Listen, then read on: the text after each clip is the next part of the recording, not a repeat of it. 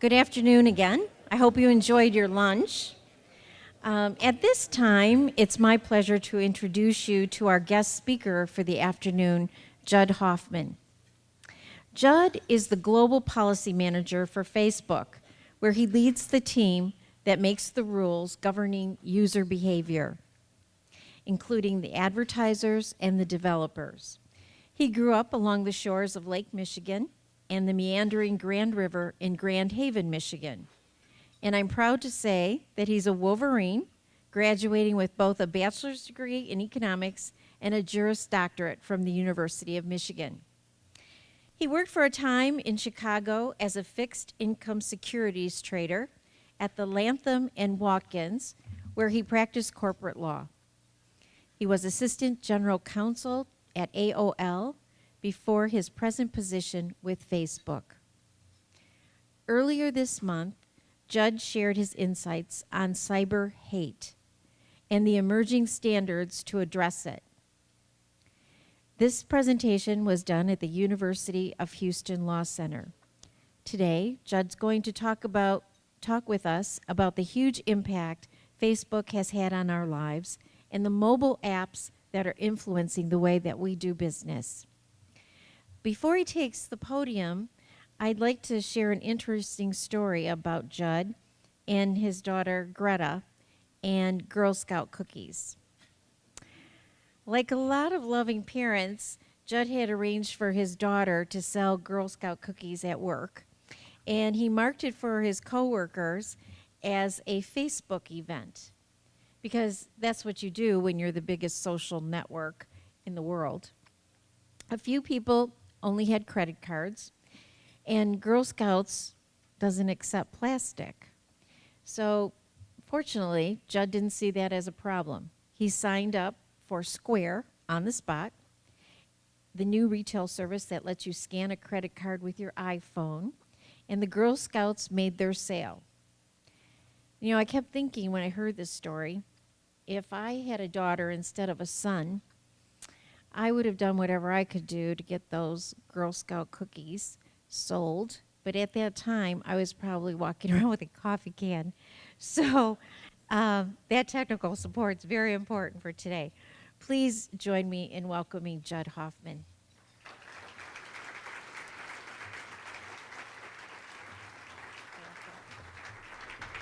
Hi, everybody. Thank you very much for having me. Wanted to thank Dr. Belanca for that great introduction, for the Washtenaw Community College for having me, and then the Washtenaw Economic Club, and in particular Nancy Clay, who had set this up over a year ago. So thank you. I'm really honored to be here and looking forward to this. So what I'd like to talk about today is, as Dr. Belanca mentioned, I've kind of broken this up into three things and titled it Weaving the Social Fabric. Basically what I want to talk about is Facebook, what Facebook is, what Facebook's impact is on the world and the way that we think about Facebook internally as opposed to people who are users and the way that people think about it externally. And then I'll talk a little bit about what my team does. So I've already gotten a lovely introduction, but I wanted to show you at least my Facebook timeline here. So both in internal and external presentations, we use this as kind of our own identity. This is how we introduce ourselves when we're talking to people within Facebook, and then as well when we're doing external presentations. As was mentioned, I'm a Michigan native, grew up in Grand Haven, went to undergrad here, moved to Chicago for a little while, came back, practiced with Butts Along actually for about 5 or 6 years, and then went to AOL in-house, and then moved from AOL to Facebook when we moved out to California. The picture here is that little white dot in the middle is me standing up on a stand-up paddleboard at my parents' house in Grand Haven.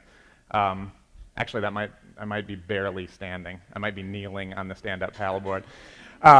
And my profile picture is of me. This is probably a week or so after I moved out to California and started with Facebook, proudly wearing the Facebook cycling jersey. My wife is Krista Long. now Krista Long Hoffman, and my in-laws Dan and Kay are here today as well, so I'm happy to see them as well. So when I was putting together the agenda, as I'd broken out and mentioned the way that I was going to talk about this, it occurred to me that the way that I was setting this up was essentially a cynic's agenda. So the idea is, from your perspective, you're sitting and not so impressed. What questions would you be asking? So what I'd like to answer is, what is Facebook? And it seems an obvious question in some ways, but the way that we think about Facebook and Facebook's impact and potential impact in the world is somewhat different than a lot of other people, users included, think about it. And then I want to answer why you should care about that. And then at the end, explain a little bit about what my team does and why I think that matters. So to start, what is Facebook? Facebook was initially not even created to be a company. It was created to fulfill a social mission, and that's one of the things that has struck me since I've been there, and actually struck me on the first day that I started at Facebook. So everybody who works there goes through a day-and-a-half onboarding. So basically what that is an explanation of what Facebook is. A number of people quite senior in the company will come in and talk about what their job is, why it's important, the mission of Facebook, how you get things done, that sort of thing. And it's a really great day and a half. The thing that I noticed was that without exception, every single person that walked into that room to talk to us about what they did started with the mission of the company. Facebook's mission is to make the world more open and connected. So my thought then was, great, they've all been scripted. They've all come in here with the mission on their little card. We're talking about the mission. I'm going to walk out of here, and I might hear this again in a year when we have the company all hands. The reality is that this is something that I really don't think is a stretch to say that every single person thinks about every single day at that company. When there are discussions about how resources are going to be allocated, the question is, which of these makes the world more open and connected? When there are questions about wanting to do something one way versus another way, question, which of these makes the world more open and connected? It's really remarkable. And I don't know how many of you read the founder's letter that accompanied the registration statement before we went public, but Mark Zuckerberg was clear about the mission of the company and that as well, and in particular said that he didn't actually create Facebook initially to be a company. It was created to accomplish this social mission. So what's happening by us making the world more open and connected? Effectively, the way that we look at this is that we're actually changing the way that communication or changing the way that people communicate around the world. If you think about kind of the earliest communication, the most basic, it's oral communication, right? Two people talking to each other. So we do that all the time, and it's great. But there's a couple problems with that. One is that it's generally unreliable. When two people are talking to one another, you can understand what they're saying, but if you try to turn around and tell somebody what they had just said, and they tell somebody what you had just said, and on and on and on, similar to the game of telephone that kids play. We've all experienced this even in a table of 8, that by the time it gets back around to you, it's not what you said the first time around. The other problem with it is it's fleeting. It happens now, and if everyone only relied on oral communication, it happened now and it's done. There's no record of it. So humanity dealt with that by moving to what was kind of the next version, right? Cave painting. We solved the permanence problem. So now it's no longer communication. We have a way of communicating that's no longer fleeting. There's a permanence. Problem with that was it was inaccessible to most people. You have to go to the cave to see whatever it was that someone was talking about, right? So we innovated. And the next, this is my version of history, by the way. I don't even know if this happened in this order. Today it did, anyway. So next thing, think about handwritten books. We solve the problem of inaccessibility. We have portability. The problem, though, is ridiculously expensive.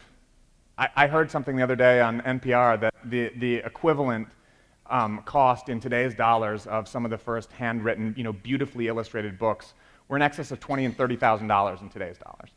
So most people never had access to even see a book, let alone open it and read it. And then the printing press was invented. And all of a sudden, we maintain the portability of the handwritten books, but it's affordable. And it's mass producible. So at the same time, people are also writing handwritten letters to one another. And now we're allowed to, and able to communicate over great distances. The problem, though, is it's slow. So you handwrite a letter. If you're lucky, it gets there in a month or so. Sometimes it never shows up. And obviously, we improved that, improved that, improved that. And then the telegraph was invented. So now you have all the problems that had been laid out before are solved in this extremely quick, very cheap communication device. Super fast, right? I mean, it's instantaneous. The problem with that is it's impersonal. You get a typed thing that says, "Hi, how are you? Stop. Really excited to see you. Stop." You read it. There's no personal interaction, there's no personal connection to that. So then the telephone's invented, and all of a sudden, you pick up a device, and on the other end of it, you can hear people's emotion. You get the benefit of the oral communication that we were talking about before. It's immediate, it's possible for you to actually understand and hear what people are talking about, and when there's emotion on the other end of the line, you know it. And then, during our lifetime, the internet was invented. So all of a sudden, we have this amazingly powerful tool that allows us to reach anybody instantaneously for almost no money, and we have video conferencing capability. The world is accessible via the internet at this point. Super, super powerful, but it's still impersonal. What Facebook is actually trying to do is to reorganize that impersonal internet around people and let them instantly share most, and I'll get to that in a second, most of what they want to, basically for free. Through Facebook anyway, it is free. So what are we doing? How do we think about what we're doing? We have a goal of connecting all of humanity and then allowing them to share everything. And again, I'm going to caveat that because that's part of my job, but basically everything that they want to share. So how do we plan to do that? From the company's mission has sprung basically 5 company values that I want to quickly kind of run through and talk about. The picture there of the red and white sign is actually, these are all over Facebook. There's a group came in, was not hired to do this actually, just decided that it would be kind of cool to do this and set up essentially a printing press in one of the empty spaces in one of our buildings in Palo Alto, named themselves the Facebook Analog Research Lab, and started printing out posters. And people can go in and print these out and put them up all over campus. And so these are kind of iconic. The ones that I've chosen are kind of iconic, but there's a bunch of them all over the place. And they do a good job in most cases of representing one of the 5 company values. So the first one I want to talk about is the focus on impact. The way that this was described to me at that first day of my onboarding was this. Being able to solve problems is super important. That's what we're all trying to do.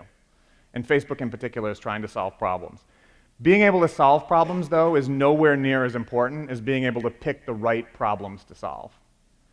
In an effort as big and wide-ranging as what we're actually trying to do by connecting humanity, there are millions and arguably billions of problems that we're going to have solve and continue to be solving in order to make this work right.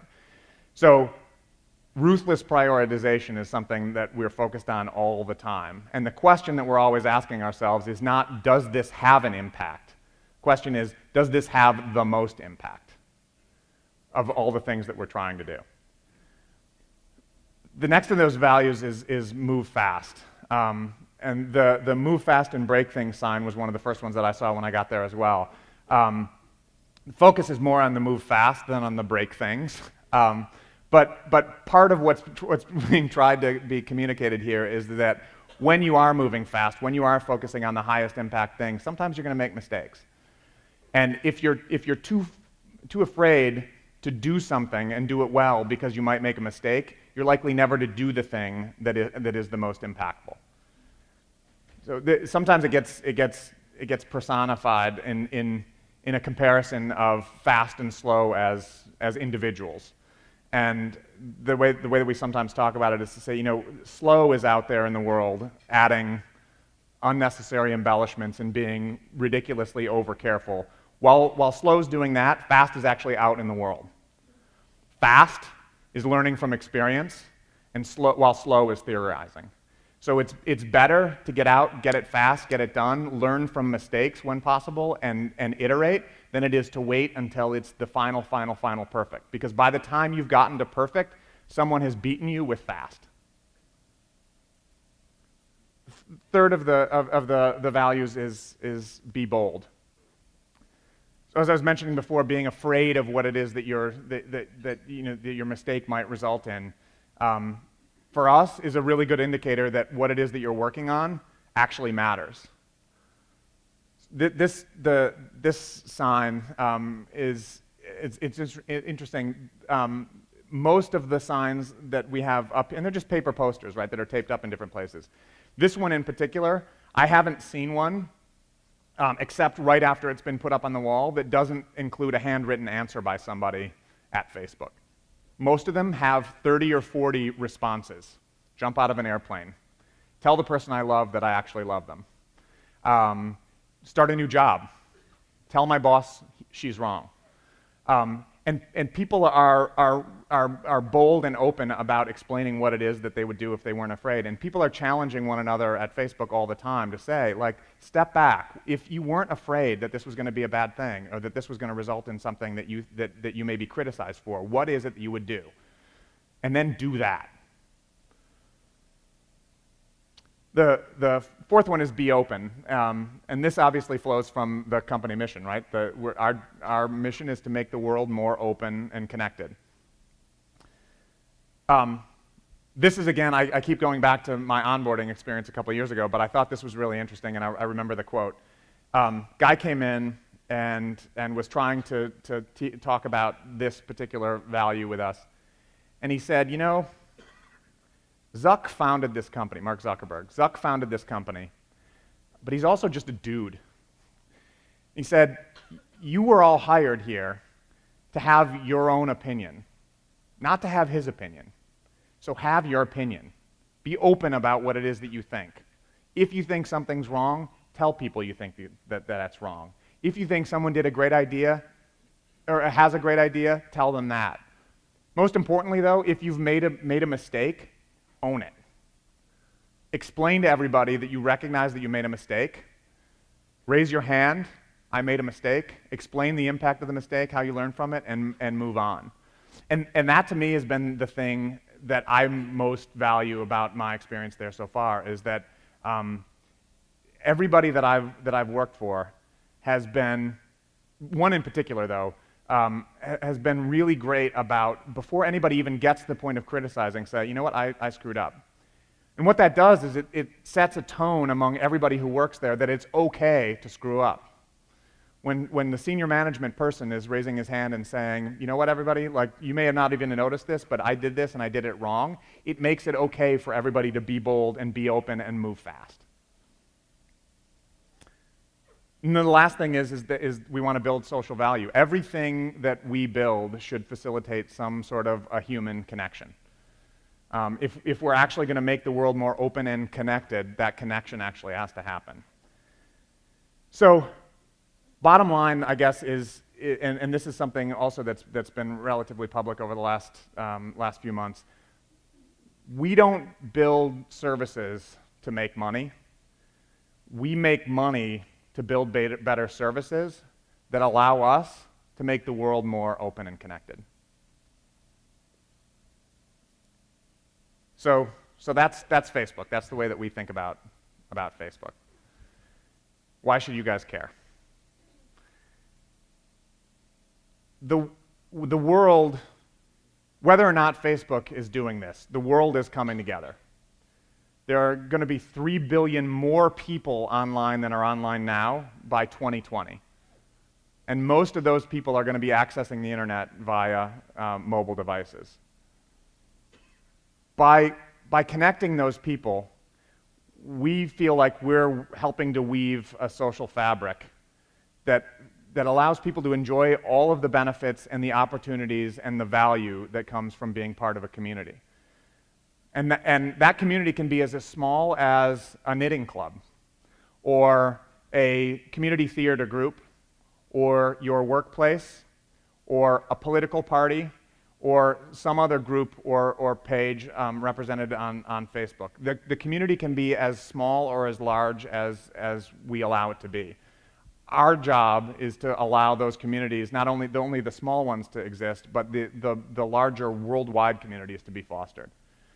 So in order to do that, basically, we have to create a technological infrastructure for society, not just for the world, not just for internet, but the society is the important part of that word, or of the phrase. It's what we're trying to do is not just create the connections, but create the connections that allow people to have assign social value to those connections. So what's our plan? So this social fabric that I was talking about, every product that we're producing is a thread in that fabric. People, all of us who use those products, are actually weaving that together by bringing the connections and identity to the web.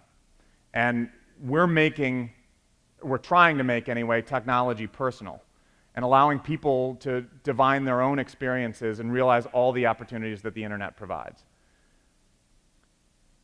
The opportunity that we think is the largest right now is that of mobile and mobile devices. And by harnessing the power of mobile, we feel like we can wrap, this may be going a little bit too far, this is my own thing, the fabric thing, but we can wrap the world in that social fabric. We're building something that has never been tried before in the history of humanity.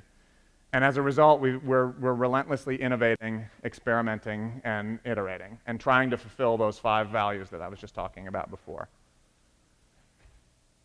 So what does that mean? What we hope it means, anyway, is that Facebook is creating value for a few different constituencies. The first and most obvious one is individuals. You and I, or hopefully all of you on Facebook, and I, are users, and you're our primary constituents. What we're hoping is that your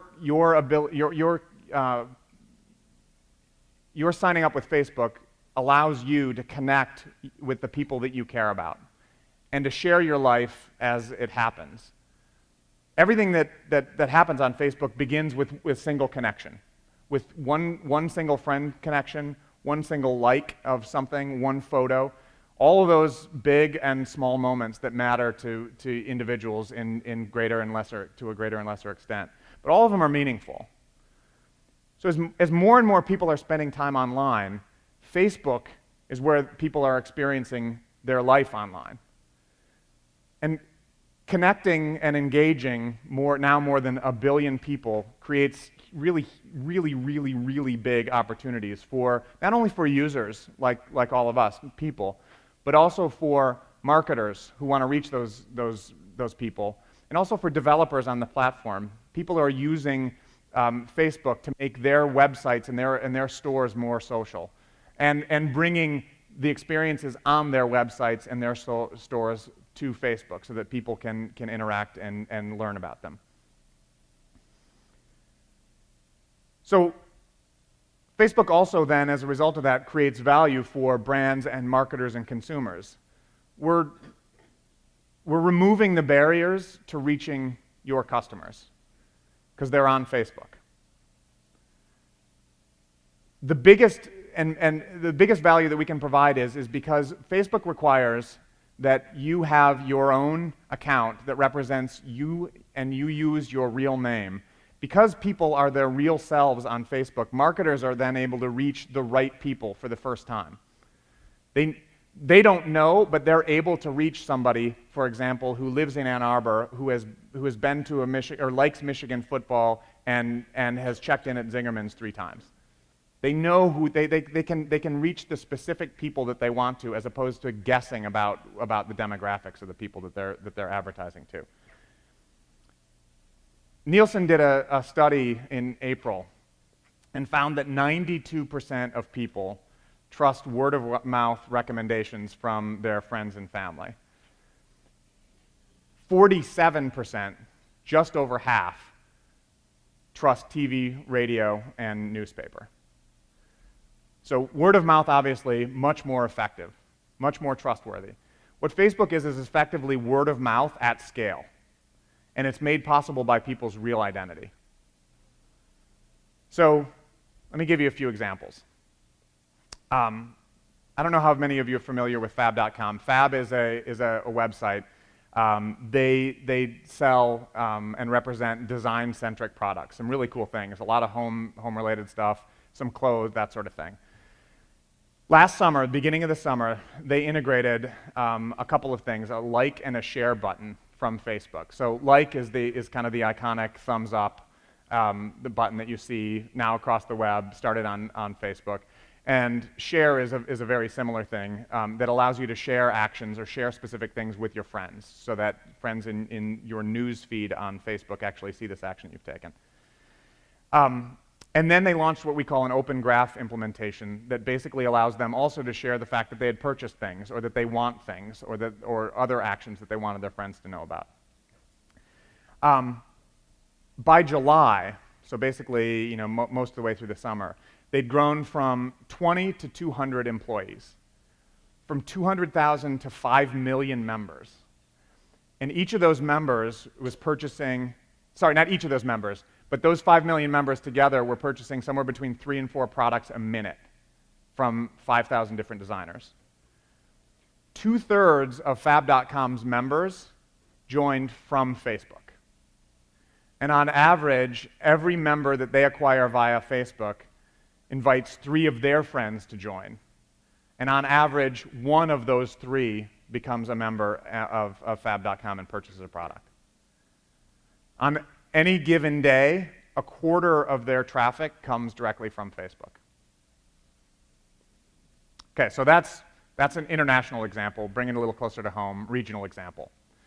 I love you, but I've chosen. So this is a company that was started, it's Detroit-based, was started by a DJ named Gabe Zockel. And Gabe was asked, kind of last minute, to design a t-shirt for the Detroit Electronic Music Festival. Designed this t-shirt, printed up 100 of them. People loved them, sold out immediately. And he realized, wait, there may be something here. So he went back and he started a Facebook page. And he used that as the hub of his business to get fan feedback on his t-shirt designs. So there are now 6 or 8 different models or designs of his t-shirts. And now what he's done is he's started using Facebook ads to target people with the t-shirt ads who are interested in music, or who have attended festivals, or who are located in Detroit, etc. A few months ago, Gabe and I Love You But I've Chosen was discovered through Facebook by a merchandiser for a company called Hot Topic. They have clothing stores in malls across the country. Gabe's shirts are now in 70 Hot Topic stores across the country. 1/3 of the traffic to his website and 1/4 of his sales come from Facebook. Okay, so we've done international/national, we've got a regional example. Let's do hyperlocal, Zingerman's. So Zingerman's page was initially started by a high school student who was just a fan of Zingerman's. Loved Zingerman's so much, started a page, wanted people to talk about how awesome Zingerman's is. Eventually, Zingerman's took it over, And what they've started doing, they've tried a lot of really creative things, but what they've been doing recently is posting what they call virtual tastes. And they'll post to fans who have liked the page, they'll post a photo of a sandwich and a side once a week or so, right before lunch. When they do that, they typically sell out of the product that they've posted. So what they found as a result of this is a good problem to have, but it was that they had somebody who was responsible for their social media marketing who was doing it in an office somewhere on South State, and the Zingermans would be overrun with people asking for this particular sandwich. They'd sell it out. So they've in some ways reorganized their business to make sure that when they are posting the virtual tastes, that the deli gets a heads up and knows about it so that they can actually produce enough of these sandwiches ahead of time to not sell out. They've also started taking pre-orders on Facebook, and they do huge business when they do that. So these are obviously just 3 examples of some successes on Facebook. But lots of those business successes add up to some sort of economic impact. It's impossible, at least for me, to know what that overall economic impact is. But there is an area of the economy that has been studied that we feel like we do have a pretty good grasp on, and that's the app economy. So the Facebook app economy, Facebook has the kind of the experience that you guys are all aware of right now with the profile or your timeline and the news feed and that sort of thing. Facebook also has a platform, and what the platform does is allows developers, an easy example is Zynga, who makes Farmville, to take Facebook and bring the connections that you've made with your friends on Facebook somewhere else and make other experiences social. So in the Farmville example, you actually get to play. I actually don't play Farmville, but that you actually get to manage your farm with your friends, or your friends and can have a farm next door and sell one another cattle, that sort of thing. But the platform, the underpinning of what allows you to do that is called Facebook Platform, and that is what is used in order for people to incorporate Facebook into the apps that they offer elsewhere. McKinsey did a study last year studying 2011, so this is slightly old data, but what I think is significant is they found a few things. One is, and you can see the bullets here, the Facebook app economy contributed somewhere between $12 and $15 billion in wages and benefits to the US economy in 2011.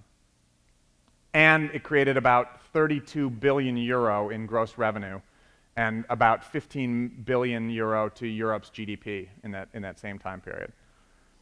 Also added about 230 jobs to each of the US and European economies in 2011.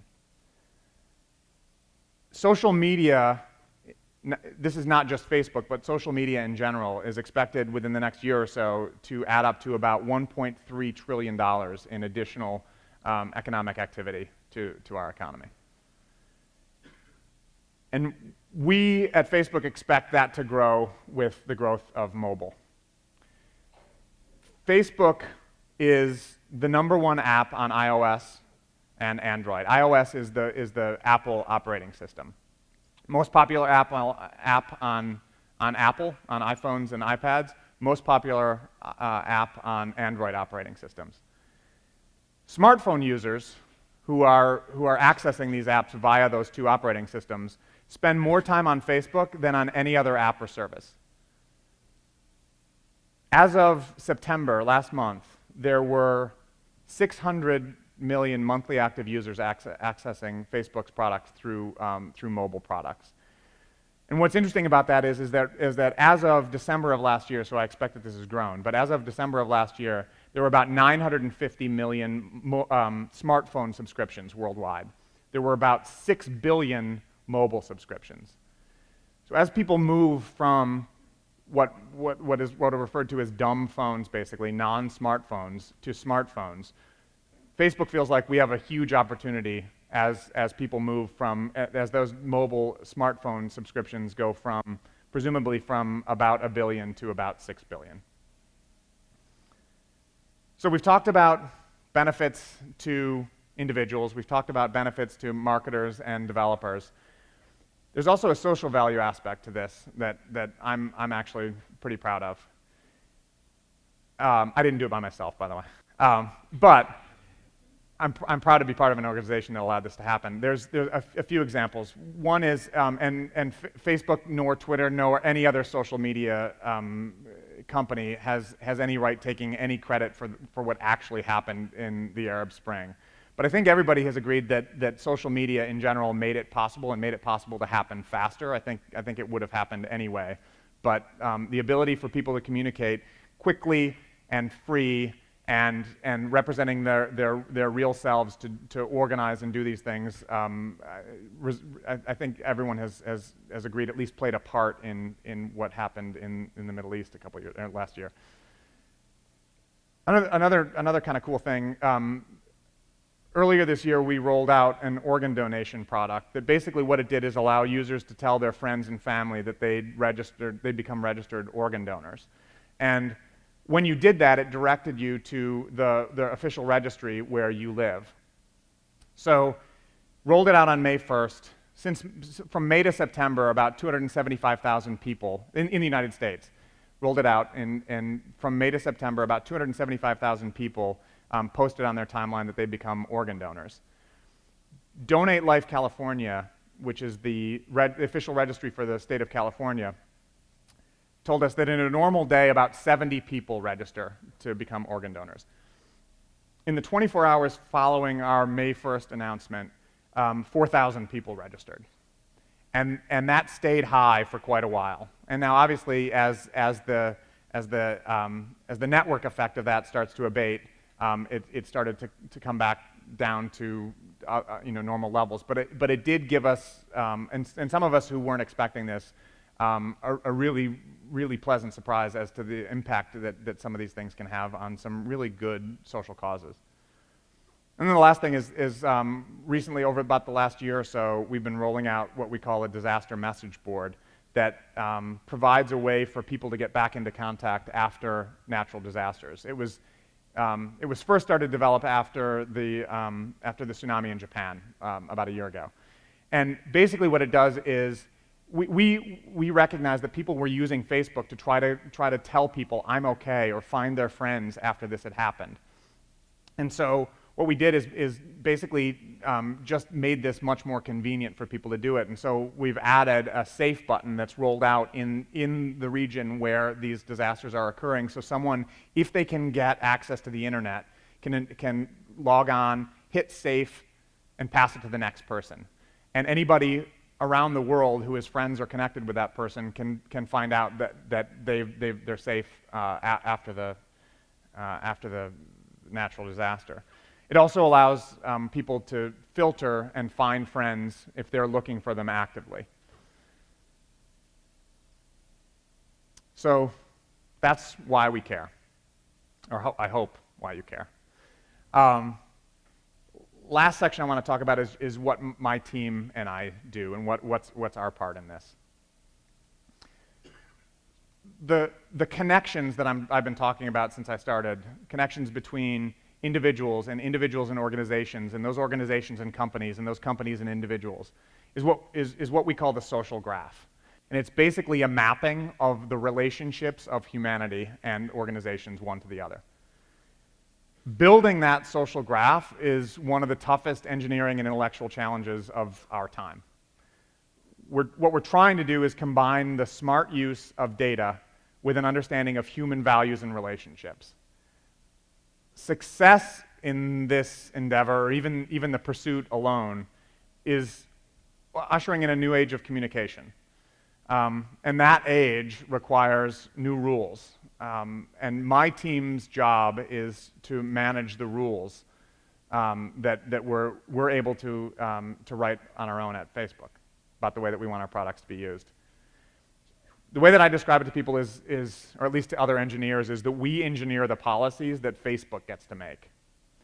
So we manage the rules that govern over 1 billion users now, the developers and the advertisers, and their interactions not only with Facebook, but with each other. So, for example, what is prohibited on Facebook? What type of content do we just not allow? How can developers use the platform? What can they do with the information once they have it? What experience can they provide to the people who are using their apps? What can be advertised?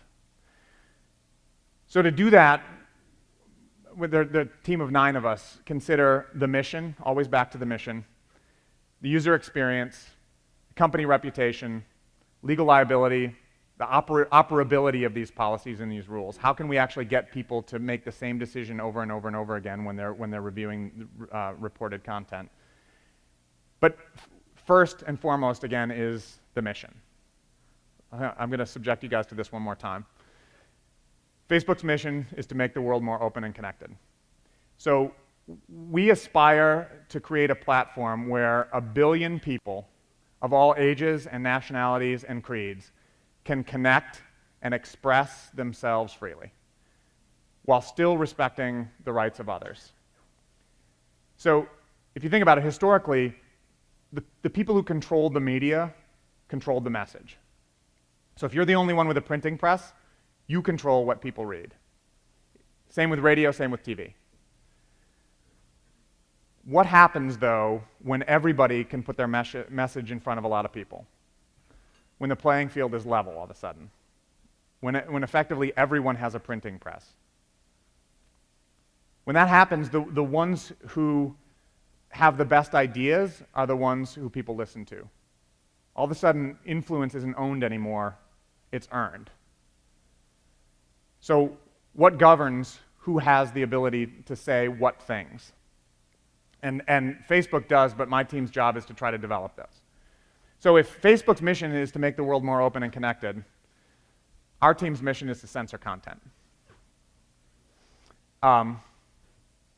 So you may notice that there's a little bit of a dichotomy there. What my team does, no question, is counter to the mission of the company. The most open thing that we could be doing is basically have no rules. Anything anybody wants to say, anything anybody wants to post, that's the most open. But in order for the community to function, we also recognize that that's not possible. And so we have asked ourselves a question that we call the question. The question is, given that my team's job is to do something that is counter to the mission of the company, how do we make a determination about what is allowed on Facebook? What is it that we say you can't do? How do we muzzle somebody? Or why would we anyway? And the question is not, is this speech good? Does it add value? The question is, what is a good enough reason to undermine the company mission? And the answer that we've arrived at is harm. So we operate under the assumption that we should avoid restricting people's ability to share unless that sharing actually harms someone else. So that begs the question, what's harm? We have a 2-part definition of harm. First part is, in yellow, doing or organizing real-world violence, theft, or property damage. Kind of straightforward. Here's an example. This was something that came up probably 3 months into my tenure at Facebook. Spring of 2011, there were a bunch of pages that started popping up representing the Third Palestinian Intifada. And we're very clear that being offensive to somebody or saying things that somebody doesn't like is not reason enough to take that content down, right? We're back to harm, doing or organizing real-world theft or violence or property damage. The Third Intifada page, initially when it went up, was very, very clearly identified by the admin as a peaceful protest, trying to organize people peacefully. The thing is, intifada obviously is a loaded word. The use of intifada over the last 20 years has come to mean something else in context. And so this highlighted one of the issues that we have, which is we are a global site. Somewhere north of 80% of our users are outside the United States. Language and context really mean something, and so we hold ourselves to a really high standard. So in this instance, what was happening was, first of all, we made the decision that we were going to allow this to stay up as long as there was no evidence of organizing real-world theft, property damage, or violence. And for a while, that was the case. But what happened was, as people became aware of the page, they started posting violent things on the page, calls for violence on the page. So for about 36 hours, we were in contact with the administrator of this page saying, look, it's your responsibility to make sure that your page is not promoting violence. If you can't get control of this and make sure that you're deleting these violent posts, we're going to take the page down, because at that point it violates our policies. And so for about 36 hours, the administrators of the page were able to do that. And at some point they either gave up or just decided that they weren't going to be doing it anymore, and it was overrun with those types of calls to violence, and we ended up taking down the page. It was reported that we had succumbed to political pressure or pressure from the press. The reality is that it was staying above the line, and then all of a sudden it went below the line, and when it went below the line, we took it down. But that's an example of one of the issues that we deal with in trying to make a determination about whether or not it satisfies that first element of the definition of harm. Second prong of our definition is intentionally inflicting emotional distress on a specific private individual. So the idea here is we want to prohibit bullying. This is an example of something that I pulled down, and just to give you I got a screenshot of just before I flew here over the weekend, of one of the difficulties with that definition. When I was talking before about the different ways that we communicate with one another, context means a lot, right? The way that I say something means has a lot of effect on how people take what it is that I've said, right? The example that we use all the time, or that people on my team use all the time, is you can say, wow, Judd's really good at his job. Or you can say, yeah, Judd's really good at his job. First, kind of sincere. Second, not at all. The meaning of those two things, exact same words, said two different ways, mean two different things. On Facebook, we don't have the benefit of that context. So a page like I Hate Spencer might be bullying, might be Spencer himself, might be somebody actually joking with Spencer, and in whatever relationship they have, I Hate Spencer means I'm really good friends with Spencer. We don't know. So in evaluating this, we end up having to make some assumptions. And those assumptions basically lead us to a point where, with bullying anyway, that a lot of the definitions that people usually associate with bullying, like the fact that it's persistent, that there is a difference in social power between the person who is saying these things and the person that is the subject of them. All those things are things that we don't have access to. And so we have to make decisions based on that, usually within a couple seconds for the people who are actually reviewing these pieces of reported content, as to whether or not it violates our terms. In the case of bullying, we actually make those assumptions ahead of time. So we basically say, like, since we don't know, if you tell us this is bullying, we're going to trust that this has been persistent. We're going to trust that there is some representation of different social power as between the two of you. So it's hard, and the folks on my team actually have the easy part of this. We're writing the rules. The people who have the hard time are the people who are actually in our operations teams that are actually reviewing the reports of content that people have reported to us as breaching our terms. And our job is to write the rules to such a specific extent that they actually understand what they're supposed to be doing with this. So in addition to those two areas, we have one other, or a couple other prohibitions that kind of fall outside of that framework. And an example of one of those is nudity. So what I want to do with you guys for the last few minutes that we have here before I go to questions is kind of expose you. It's funny, I didn't even realize as I was talking about nudity that I was going to say expose you. Expose you to some of the problems that come along with some of the evaluations that we do on a daily basis. And we'll use nudity as an example. So more importantly, in order to encourage you guys to ask questions, I brought a bag of T-shirts and a bunch of other stuff. So people who ask questions, or at least the first 12 or 13 of you, get T-shirts. And in case you're wondering what they are, in various sizes, Facebook t-shirt. So here's the question. In our pop quiz, I'm gonna put up a couple of images. I'm gonna give you a few seconds to take a look at it, and then I'm gonna ask you guys, what do you think? So policy, right? No nudity. Are you ready? Okay.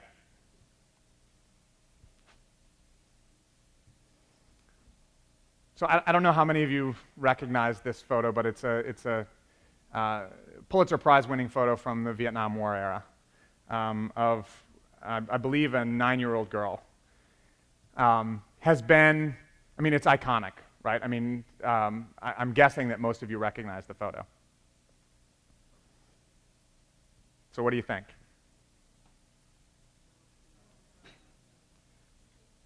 No, so should we remove it? The answer is no. Okay. Anybody on the yes side? Yeah? So the answer is we actually prohibit it. And it's a bummer from my perspective. The problem is, and this was where I went with this the first time as well. The problem is that what you would immediately do is you recognize that this is nudity, but you want people to be able to see it. I do too, right? So you immediately start thinking, okay, so what exception can we make to this? And the ones that I've heard are, is it newsworthy? Or is it so iconic that everyone just understands that even though it's nudity, it should be allowed? The problem is that iconic is relevant within the community in which you're, it's subjective, right? It's relative. We have 4 different operations teams in 4 different places around the world. We have one in Menlo Park, California, one in Texas, one in Dublin, one in India. This is not iconic to everybody in every culture who is sitting in our offices. And so in order for us to be consistent about the decisions that we're making, we need to be able to provide instructions to them that don't rely on their understanding of U.S., in this case, basically U.S. history. The other one is well, if it's just newsworthy, if it's been in Newsweek and been in Time and been on the front page of papers, then it should be okay. Same thing. Like we don't have again, it's all relative. So unfortunately, until we get a better way, and believe me, that's part of what I'm working on right now and my team is working on. Unfortunately, this would actually, if it were reported, would be taken down on Facebook. It's tough. All right, one more.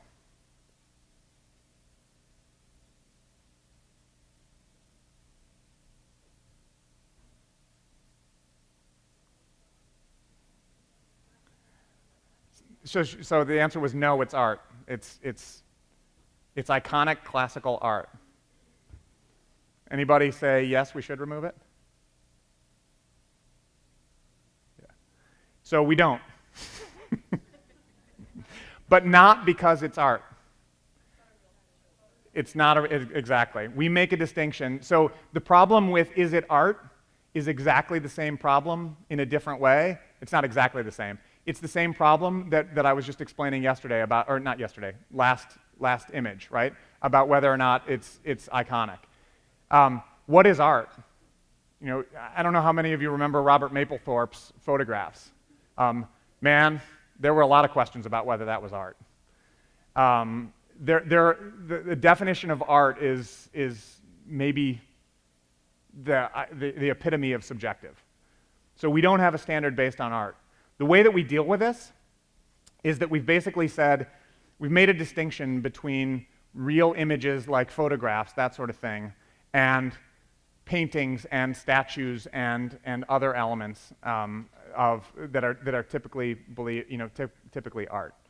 I will also tell you that does not really solve the problem. There are hyper-realistic cartoons. It's called hentai art in Japan, where genitalia is really, really detailed on ridiculous bunny cartoons. So if you use that standard, you're subjecting people to a lot of really detailed elements of nudity that we're actually trying to prevent. So in this case, the reason that we don't is because it's made of paint on canvas. So do you guys think we're stupid?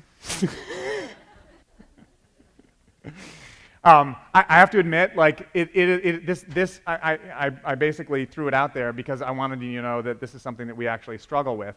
But the reality is that this is something that we really do struggle with. It's hard, and I don't think that we're in a good place yet. We're trying very hard to get there. So what's next? If we do our job well, what's next is more connections, billions and billions of more connections of people around the world using Facebook. More openness, people who have those connections being more and more open with one another about things. But inevitably, that also means more disagreements.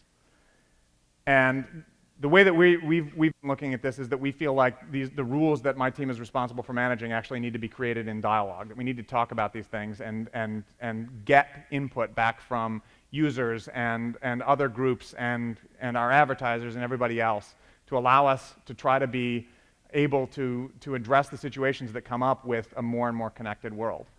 But the good thing is that that's what Facebook is for. We use it the same way, and we'll continue to use it the same way, and hope that Facebook itself will help us improve Facebook. So that's all I got. Thank you.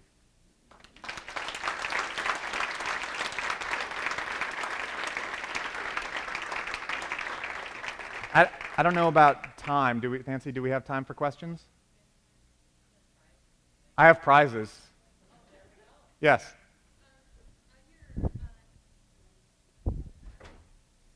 So I was looking at how you guys, the revenue I was wondering how Facebook actually generates revenue from the ads, and using like the fab.com example. What do you guys take a percent? How does that work? No, so the advertising, like Facebook, the fab.com page that I showed you there is free. So anybody can set up a page. Any business can set up a page. You can do that for free. The benefit of having a page is that you're able to connect with people who like your page. The way that you get people to know that your page exists, in most cases, is that you advertise on Facebook. And it's the advertisements that you're targeting, like to use the I love you but I've chosen example. Targeting people in the Detroit area who like techno music, who have been to the Electronic Music Festival or have liked the Electronic Music Festival. Targeting them with ads that say, hey, check out these I love you but I've chosen shirts. And those that's what Facebook sells, those ads. I'm going to have to trust you guys, by the way, on who's asking questions. So I'll have the bag up here. You can come up and collect them afterwards. Yeah, right here. How often do you have to change your policies in order to keep up with the changing world, and how have the policies changed from when you first started? We are doing our best not to change very often at all. One of the things that we've been focused on since I started, and frankly, probably before I started, was having global policies.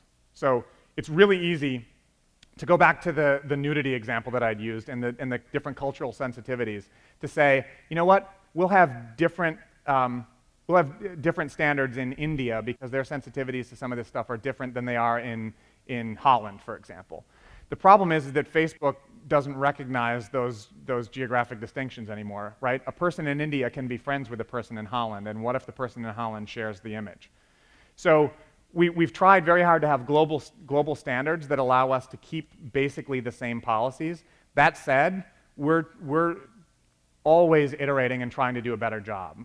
The nudity problem is one that we've been working on for a while, and continue to make little iterations. It's not just policies, by the way, that we use to fix this.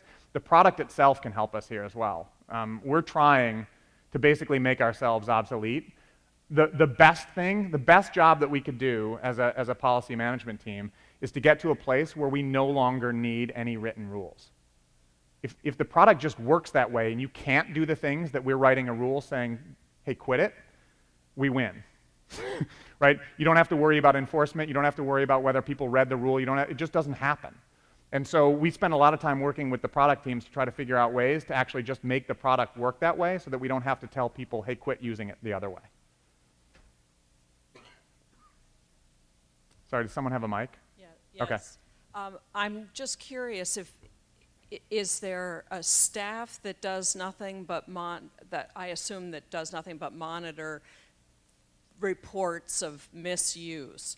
But I mean, is there a possibility that there's a percentage of fan pages or Facebook pages that are breaking the rules that just won't ever be identified? I mean, if nobody's reporting them, how, I mean, they stay up, right? There's no other way except by self-reporting. Right. Yeah, that's exactly right. So the team that's responsible for responding to the reports that people make about content on Facebook, and basically in almost every case, it's the upper right-hand corner of whatever it is you're looking at. There's a little box with an X in it, and it brings down a drop-down menu, and allows people to report things for whatever violation that they believe they see. What happens is those reports go into queues around the world, basically, that depending on what people have reported this for. And there are real people who are reviewing those reports. And so, as I mentioned before, we have operations centers in Menlo Park in California, one in Austin, Texas, one in Dublin in Ireland, and then one in Hyderabad, India. And there are people there who, the team is in the mid-hundreds who are reviewing those things. And they're making those decisions in a few seconds about whether or not that it violates the policy or not. And remember, by the time they get it, it's in a relatively specialized band of rules. Like there's you report it for nudity. The person who's reviewing the nudity queue is getting mostly nudity, or, potentially nude photos, depending on how we define them. But you're exactly right.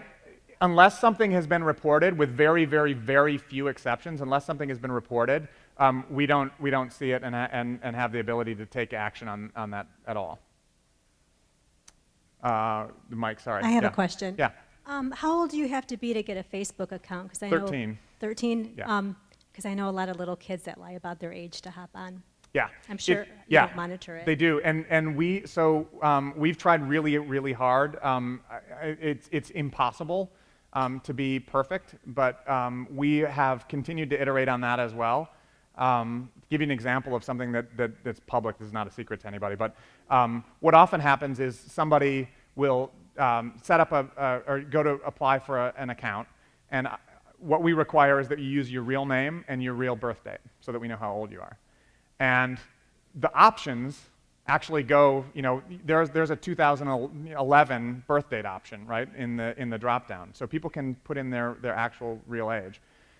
Very, very often, last number I heard was somewhere around 40,000 a day, kids will set up an account, use their real birth date, be rejected because it says you're not 13, and immediately try again.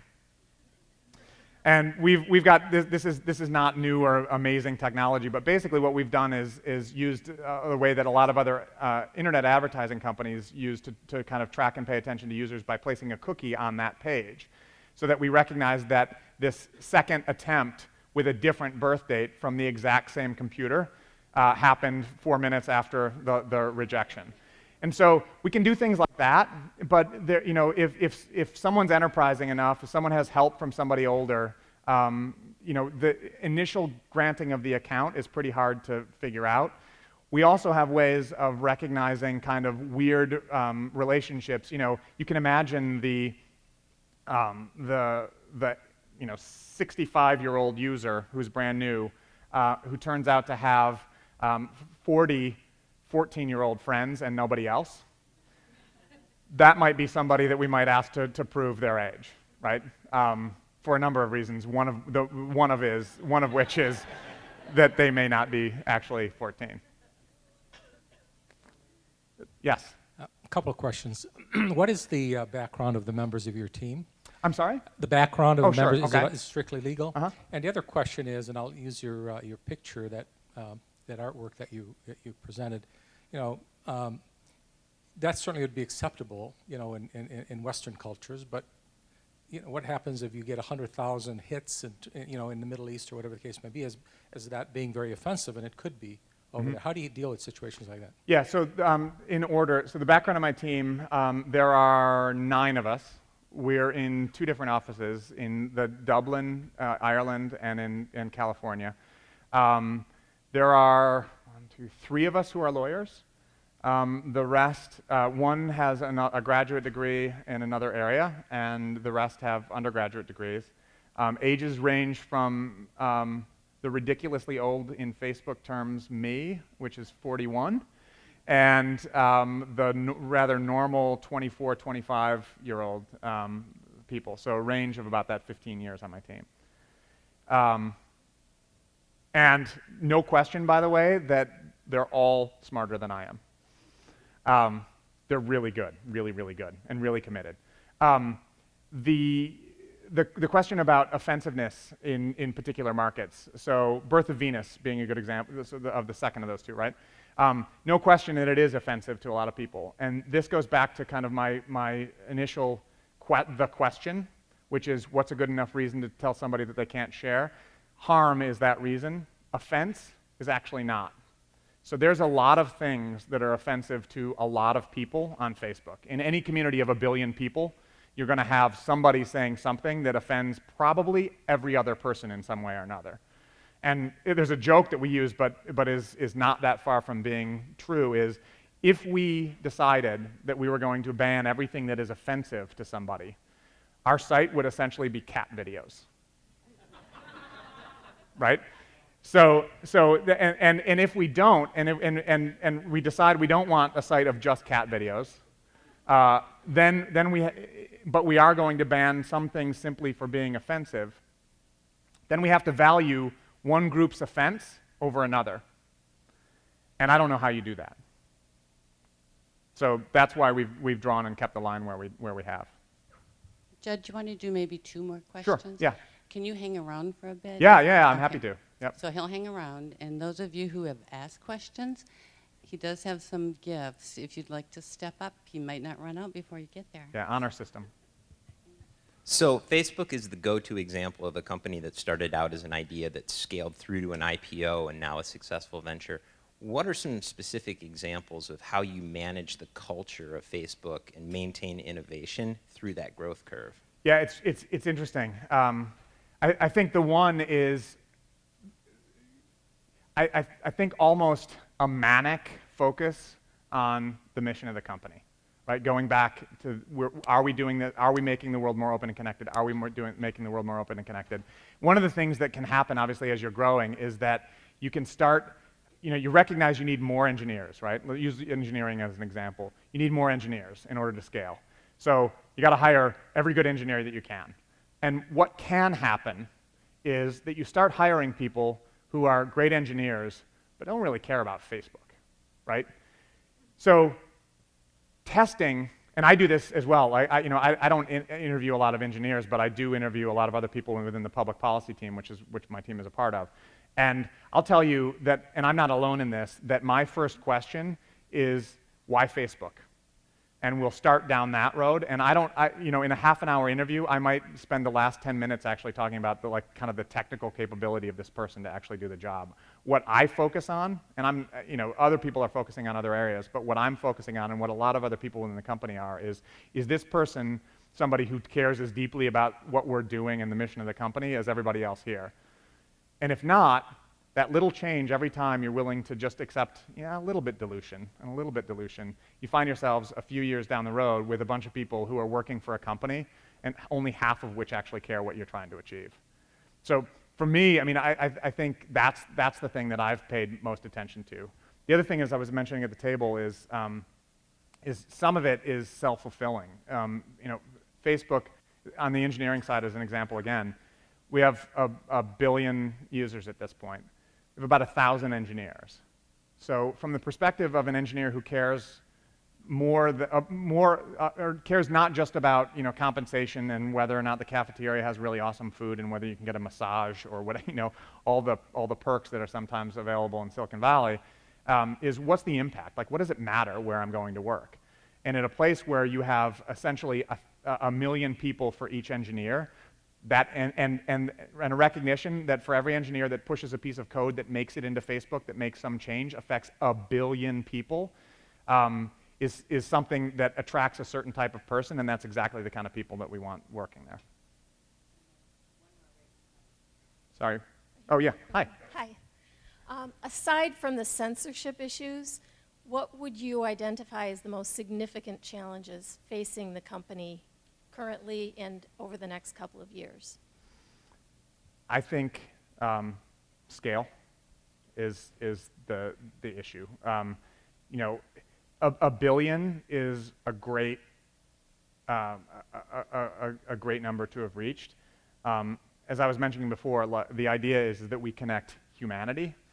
You know, we've got with a billion or so, roughly a seventh of the population of the world, which is amazing, and it like mind-boggling to me sometimes. But we have some stickers. I actually tried to get a bunch of them and couldn't. They were out, but I was going to bring them. But there's a bunch of stickers that people have on their laptops and stuff that just says "This journey 1% finished." And the idea is that you know, we haven't reached any particular milestone that we think is satisfactory, and now we can all kind of, you know, go home and let this thing run. You know, there were jokes. You know, this journey is maybe 14% finished at this point, having reached a billion users. Scaling from whatever to a billion has been a big job. Scaling from a billion to, you know, hopefully 5 billion, 6 billion, whatever, is going to be increasingly difficult. And I think from my perspective, the last few points that we were making about more connections, more disagreements, you know, the importance there of having a set of uniform standards that the world can become comfortable with and be subject to is going to be increasingly difficult. People just get mad at each other when they get, you know, when they're close and able to communicate, and that conflict is exactly where I live, at least. Cool. Thank you, everybody. Appreciate it.